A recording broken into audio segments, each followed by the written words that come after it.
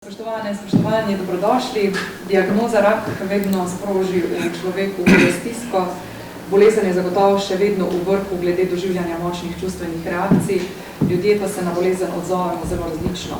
Depresija, pomanjkanje volje, občutek brezizhodnosti, opuščanje socialnih stikov, spremenjena samopodoba, vse to so spremljevalni dejavniki telesne bolezni. Dejstvo je, da do potrjene diagnoze ljudje živijo povsem običajno vsakodnevno življenje. Ko pa se diagnoza zgodi, se običajno življenje obrne na glavo. Tipičnega moškega najlažje opiše beseda rak, trden oklep in mehka notranjost. Prav tak je tudi njihov značaj. Zunanji dejavniki jim nič ne morejo, dokler so blizu njihova družina in prijatelji. Ko pa ostanejo sami in se zavejo svojega strahu, svojih zmot in mehkobe, so le sami. In tista mehka notranjost ne da poguma, da se opravičijo, stopijo v ospredje, kaj šele, da bi stopili in spregovorili. Zato so pobudniki ustanovili društvo Onkoman, ki pomaga skrhati tisto moško lupino, da bodo bolj odprti, da bodo lažje spregovorili in da se bomo zavedli svoje odgovornosti in napak ter zdravo živeli tudi kot skupnost. To je osnovno poslanstvo Slovenskega onkološkega društva za moške Onkoman, ustanovljenega leta 2016 v Ljubljani. Predsedstvo slednjega, ki je mnogo več kot le društvo, ki uresničuje svoj program, pa je v letošnjem letu prevzel tudi našega orelist, Matej Pečovnik. Člani društva in njihovi podporniki bomo z danes na jutri hodili 24-urni nepretrgan krog življenja 2021. Gre za športno-humanitarni projekt. Kakšen je namen in pomen slednjega, pa kar prosim, da k besedi pristopi predsednik društva Onkoman, Matej Pečovnik. Lep pozdrav tudi v mojem imenu. Ja, jaz sem z letošnjim letom prevzel štafeto predsednika. Saj sem bil tudi prej zelo dejaven. Sem tudi vodja projekta, ki je bil pred 2 letoma, smo že odhodili en krog življenja. Zdaj pa zaradi COVID situacije lani smo se vdali, letos smo pa rekli, da je kljub temu, da je nas COVID seka na vseh področjih, smo rekli, da bomo letos poskušali oddelati tale naš krog. Krog življenja 24 ur mi najlažje opišemo kot, ne vem, da si posameznik, ki zboli za tole našo boleznijo, da si naredi eno skupino ljudi, ki mu premaga od postavitve diagnoze do srečnega konca. Mi imamo v Sloveniji zelo dobro onkološko zdravljenje. Jaz sem prepričan, da skupek zdravljenja in podpora društev, če je bolezen pravočasno odkrita, da lep oziroma dober izhod. Tudi jaz sem leta 2003 so mi postavili diagnozo Hodgkinov limfom in od takrat naprej sem se jaz odločil, da bom pač pomagal onkološkim bolnikom. Mi na Onkomanu želimo s tem projektom pač osvestiti Korošce in širšo javnost, da se da tudi po preboleni bolezni aktivno in zelo dobro živeti. Zdaj bi pa jaz načeloma kar predstavil program tega našega kroga življenja, kaj vse se bo dogajalo v teh 24 urah. Primarni namen je seveda hoja. Mi imamo, ne vem, pač naše podpornike, člane društva, tudi simpatizerje, ne vem, 5 ekip imamo prijavljenih, da bodo hodile 24 ur v parku. Program je pa naslednji. Mi začnemo, najprej je tale tiskovna konferenca, na to 5 začnemo s hojo, potem imamo tudi predstavitev škodljivosti kajenja v zdravstveni dom Ravne na Koroškem. Pridejo študentje medicine iz Maribora, do tih življenja, bodo tudi oni na stojnici. Ob 17:30 bojo kolegi iz zdravstveno-reševalnega centra Koroška prikazali temeljne postopke oživljanja. Ob 18. je v knjižnici predstavitev knjige Bronje Žakelj, Belo se pere na 90. Tudi Bronja je daljnega leta preživela tale moj Hodgkinov limfom in na to ob 19. na terasi DTK-ja koncert ansambla Rasa. Potem imamo hojo čez celo noč in potem zjutraj imamo nogometni turnir U9 kjer pač U9 je takšna selekcija, kjer morajo pač starši pripeljati otroke. In zdi se nam zelo taka pomembna zgodba, da pač pritegnemo starše, otroci se igrajo, to kar je njihova pač primarna naloga, da se igrajo, starši pa zvejo, ne vem, o presejalnih programih, o uspehih slovenske onkologije. Ob 11:30 imamo predavanje o zdravi prehrani, pride dr. Phil Good, tak zelo dober nutricionist, potem pa hoja do 5 popoldan in ob 17 zaključek in se na to predstavimo na teraso DTK-ja, kjer bomo spremljali stand-up Perice Jerkoviča in Admirja Baltiča, ki pravi, ker vse pravi, da pravi, da je smeh pol zdravja. No. In potem upam, da bomo uspešno zaključili naš krog življenja. To je na dolgo in široko z moje strani vse. Hvala, Matej. S premikanjem meja, vedno na strani znanj in znanosti, predvsem pa v želji po boljšem jutri za prav vse segmente in skupine naše družbe, si že vrsto let prizadeva župan občine Ravne na Koroškem, dr. Tomaž Eržen. Posebej osebno nagovorjen se je čutil ob povabilu Mateja oziroma društva Onkoman in njegovih somišljenikov, sploh ob prvo osebnih izkušnjah bolnikov, ki so začarani krog od diagnoze rak do svobodnega diha, brez kemoterapij in straha, kaj bi jutri že prehodili oziroma preživeli. V besedi bi na tem mestu sicer povabila župana, pokrovitelja dogodka. Pokroviteljstvo je sprejel z velikim ponosom in odgovornostjo, je pa zaradi bolezni žal nujno zadržan in se iskreno opravičuje.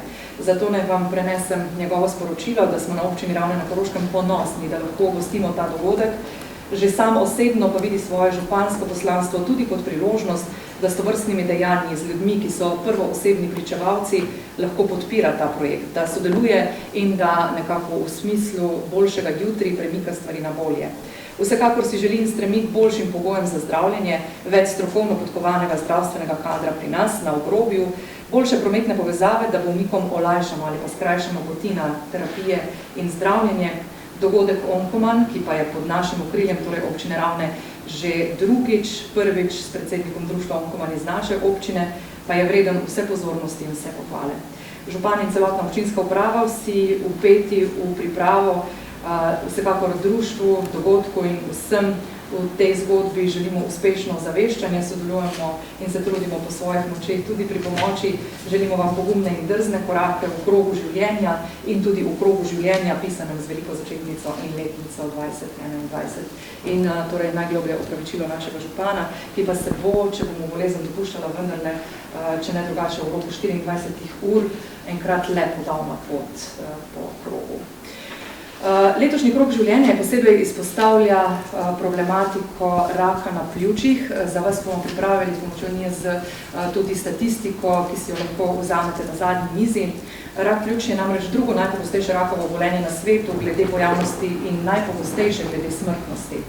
V Sloveniji je po pogostosti na 3. mestu in zato boleznijo zboli več kot 1400 ljudi letno. Glavni vzrok nastanka pljučnega raka je aktivno kajenje, ki poveča verjetnost za nastanek pljučnega raka do 30-krat. Na nastanek raka vpliva tudi pasivno kajenje. Ostali vzroki so izpostavljenost azbestu, radonu, težkim kovinam in njihovim spojinam. Kašelj, hujšanje, občutek težkega diha, izkašljevanje krvi, bolečina v prsih, vratu, ramenih, hripavost, težko požiranje, to so simptomi, ki ne puščajo dosti dvoma. Kakšna je statistika glede raka pljuč, kje smo z diagnostiko, pa bi nam morala tule na tem mestu zaupati vodja območne enote NIJZ Ravne na Koroškem, specialistka javnega zdravja, ki pa je nujno zadržana na ministrstvu, zato je z nami, smo zelo veseli, torej izrekamo toplo dobrodošlico in bo na to vprašanje odgovorila doktorica Ivica Podrzavnik, ki je sicer zdravnica v zdravstvenem domu Ratlje in predstavnica Koroškega društva za boj proti raku. Prosim, doktorica, kakšna je statistika, kje smo v zvezi s rakom pljuč? Ja, hvala lepa. Decidirano na samo vprašanje raka pljuč bomo se potem do tega dotaknili čisto na koncu. Kot predstavnica Koroškega društva za boj proti raku, ki pa šteje že 25 let delovanja, pa bi izpostavila to, v bistvu, to glavno ali pa edino noto samega društva. Kajti naša ustanovitev in sam namen ustanovitve je bil, da z širšim pristopom in izobraževanjem prebivalstva zmanjšamo pojavnost rakavih obolenj in seveda povečamo tudi ozdravitev le-teh. Tudi Koroško društvo za boj proti raku deluje pod okriljem Zveze onkoloških društev v Republiki Sloveniji. Seveda pa se vključujemo v vsa lokalna dogajanja in vidite, da se bomo vključili tudi v dogajanje teh 24 ur, ki pritiče danes in jutri. Torej, večina naših aktivnosti je usmerjena v preventivo in ozaveščanje o zdravem življenjskem slogu ter spodbujanju prebivalcev k samopregledovanju in udeleževanju v preventivnih državnih programih. Čedalje več je ljudi, ki se spada s to kruto diagnozo, diagnoza rak, ki pa, podatki katerih pa se seveda registrirajo v centralnem registru raka Slovenije. In tako imamo podatek za leto 2018, da je število novo odkritih primerov raka znašalo v Sloveniji 15.902 primera, od tega na Koroškem 626. Če pogledamo to preračunano na starostno standardizirano stopnjo, to pomeni, da je bila incidenca novo odkritih bolezni raka 415 na 100 tisoč prebivalstva, od tega na Koroškem 456. To pomeni, da smo Korošci nad slovenskim oziroma nad državnim povprečjem po novo odkritih primerih rakavih obolenj. Umrljivost v letu 2018 je v Sloveniji znašala 6574 oseb, od tega na Koroškem 224 in po standardizirani stopni je ta nekoliko nižja kot pa v slovenskem povprečju. Torej v Sloveniji in na Koroškem so najpogostejši raki kože, prostate, debelega črevesa in danke, pljuč, dojke. Vsi ti raki so povezani z nezdravim življenjskim slogom, z čezmernim sončenjem, nepravilno prehrano, kajenjem in čezmernim pitjem alkoholnih pijač. Ogroženosti z njimi pa se lahko in jih je potrebno seveda zmanjšati z ukrepi primarne preventive, torej z izogibanjem vsem naštetim dejavnikom. Med drugim pa vključuje preventiva tudi aktivno vabljenje prebivalstva v preventivne programe. Državni programi preventive so program SVIT, program ZORA in pa program DORA. V program SVIT se vključujejo ljudje oziroma populacija med 50 in 74 letom starosti, vendar moramo priznati, da je ta epidemija in pandemija naredila za izvajanje programov tudi precej škode. Odzivnost na vabila programa SVIT je na nivoju celotne države v lanskem letu padla, moramo pa se pohvaliti na Koroškem, da je ostala odzivnost nad državnim povprečjem. 65,30% odzivnosti pomeni, da si kljub vsemu lahko Korošči čestitamo. V 5 občinah Koroške regije je bila odzivnost celo nekoliko višja. Najvišji odstotek odzivnosti pa so dosegli v občini Mislinja in to celo 72,02%, kar pa pomeni tudi najvišjo stopnjo odzivnosti od začetka delovanja programa SVIT. Torej, čestitke. V zadnjem 3-letnem obdobju je bila pregledanost v okviru državnega programa ZORA, kamor vključujemo dekleta in žene med 20 in 64 letom starosti, tudi zmanjšana.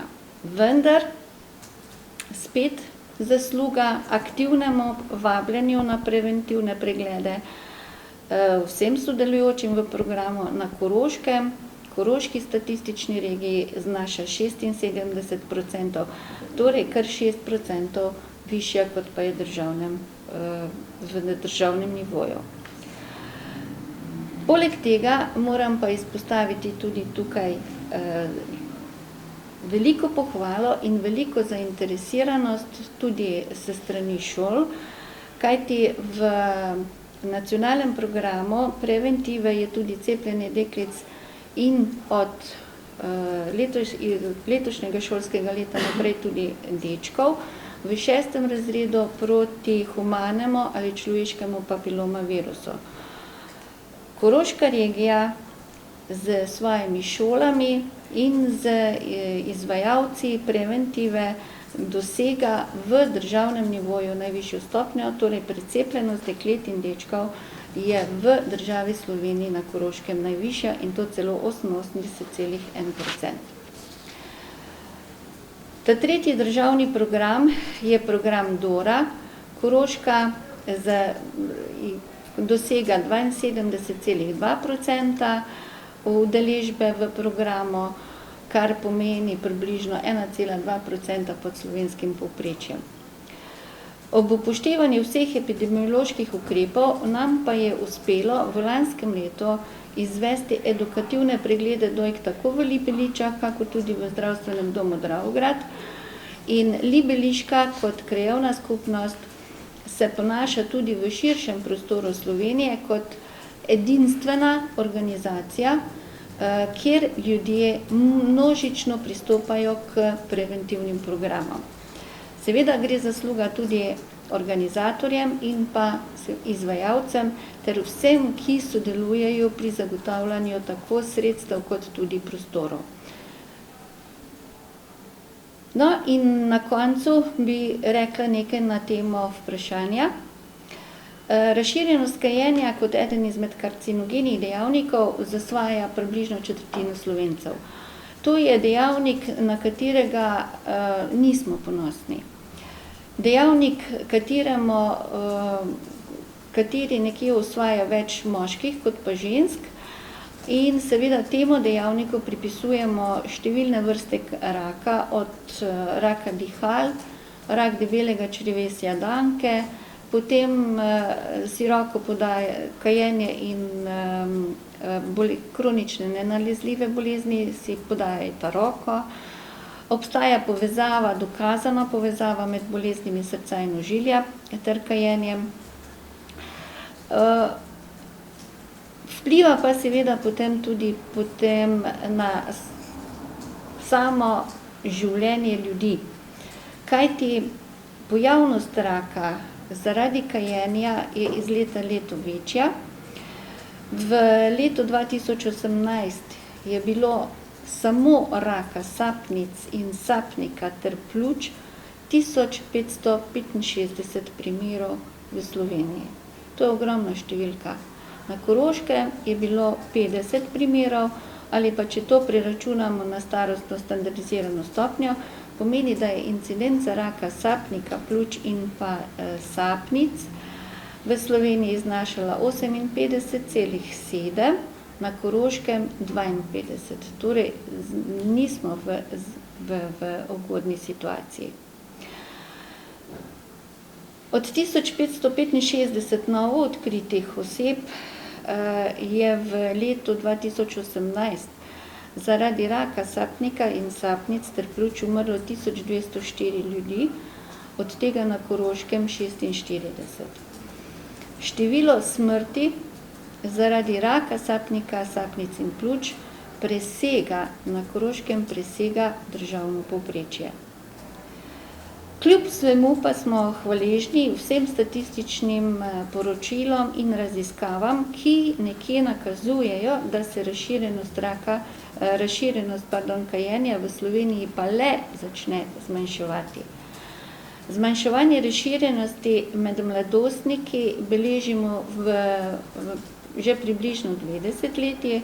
Najnovejši podatki pa kažejo, da se odstotek kadilcev znižuje tudi med odraslimi, predvsem moškimi. Ženske nismo toliko dovzetne za za opustitev te navade in razvade. Po podatkih NIJZ je nacionalna raziskava o zdravju in zdravstvenem varstvu iz leta 2019 prva zabeležila ugodne spremembe odstotka kadilcev med moškimi. Raziskava z zdravjem povezan življenjski slog CINDI 2020 pa kaže, da se je odstotek kadilcev med prebivalci starimi med 25 in 74 let v Sloveniji znižal za 3%, torej iz 23 na 20%. In seveda tudi več ugodnih sprememb v odstotku kadilcev ugotavljamo med moškimi. Zakaj je pomembno, da se aktivno pristopa k opuščanju kajenja? Zato, ker je seveda opustitev kajenja povezana z številnimi koristmi tako za zdravje posameznika v vsakem starostnem obdobju, kakor tudi skupnosti. Ker pa se mnogi posamezniki težko spopadajo z samim problemom kajenja in odvajanja od kajenja, sploh kadar se pojavljajo v okoljih, kjer nimajo podpore in pa zdravih rešitev za odmor ter sprostitev, se jim ponujajo na nivoju države, lokalnih skupnosti, organizacij, številni programi za opuščanje kajenja. Vsi ti programi so seveda brezplačni. V okviru ali pa pri svojih izbranih zdravnikih imajo seveda vsi kadilci možnost brezplačne individualne obravnave in svetovanja ter odvajanja kajenja. Skupinski programi se izvajajo v okviru zdravstveno-vzgojnih centrov, potem centrih za krepitev zdravja in vemo, da je ta vrsta ali pa ta oblika pomoči možna tudi v vseh zdravstvenih domovih na Koroškem. Nekako pa ne more mimo dejstva, da čeprav je kajenje navada in razvada, za katero se dejansko odloči sam in se moraš tudi za opustitev kajenja odločiti sam. Velikokrat ponavljam besedo, da imaš odločitev na dlani. Ko kupiš škatlico cigarete, je na škatli cigarete napisana tudi telefonska številka svetovalnega telefona, katero lahko uporabiš in katero lahko izkoristiš za pridobitev kakršnekoli informacije o opuščanju kajenja in se lahko dogovoriš tudi za pomoč pri opuščanju preko telefona. Torej, če izkoristijo ljudje, ki si želijo opustiti kajenje, resnično imajo pomoč na dlani. Telefon deluje vsak dan, med vikendi, med prazniki in sicer med 7 in 10 uro ter med 17 in 20 uro.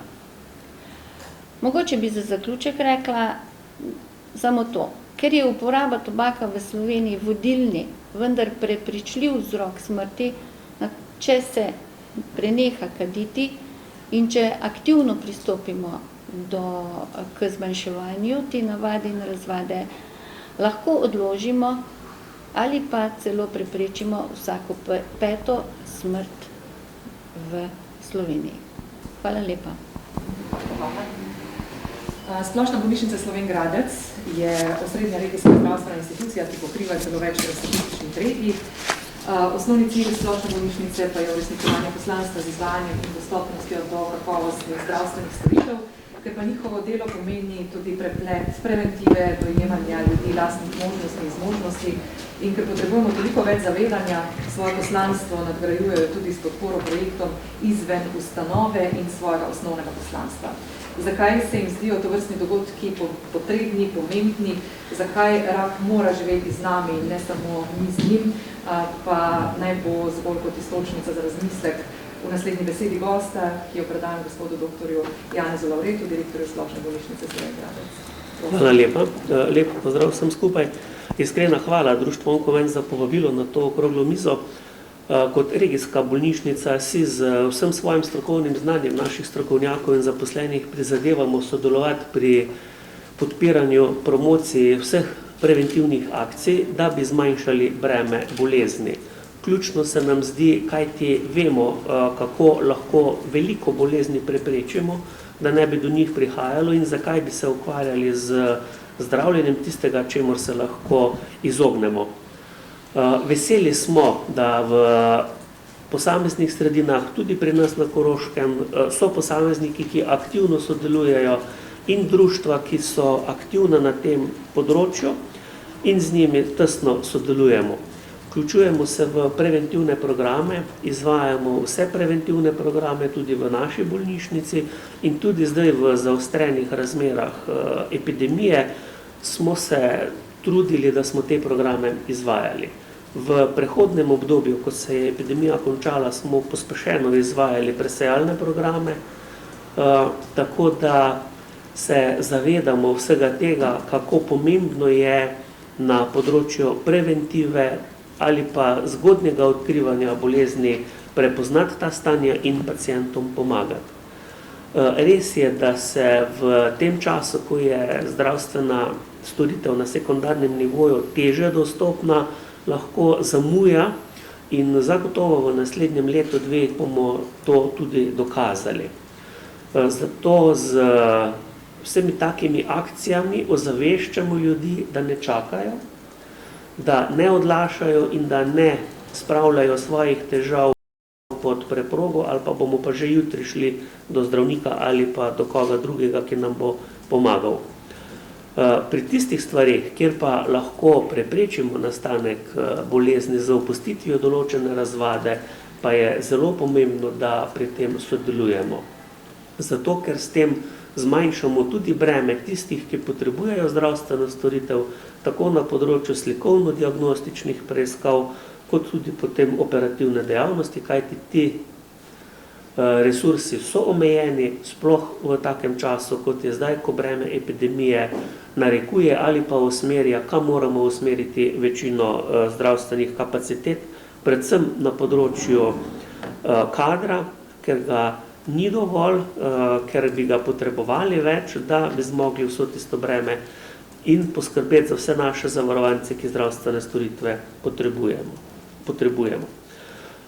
Vesel sem, da se je društvo Onkomen odločilo za to promocijo, za ta krog življenja, kajti s tem ponovno trkamo na zavest vsakega posameznika, da se zave pomena zdravja in da nekaj stori za svoje zdravje.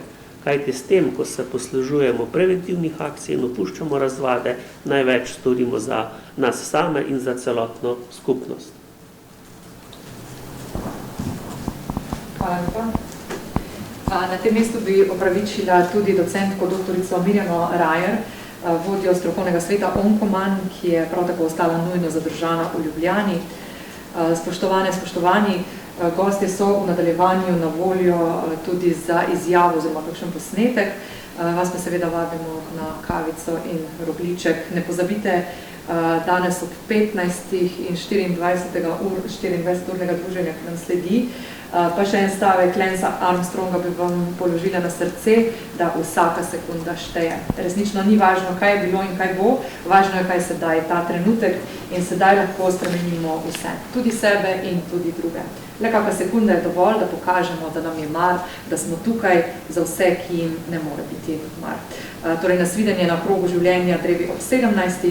Zdaj pa lepo povabljeni v imenu župana in občine Ravne in seveda današnjega projekta, torej Mateja Pečovnika in torej društva Onkoman, da poklepetamo ob kavi in rogljičku.